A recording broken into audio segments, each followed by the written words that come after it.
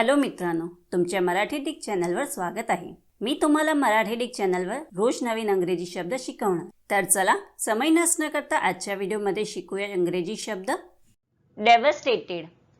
डेव्हस्टेटेडचा मराठी अर्थ उद्ध्वस्त, विमनस्क, मानसिक धक्का बसलेला, सुन्न आणि निराश, उद्ध्वस्त करणे, उजाड करणे, नासधूस करणे, प्रचंड हानी करणे, उच्छेद करणे, विनाश करणे, धूळधाण उडवणे, भयभीत करणे किंवा सुन्न करणे होत आहे।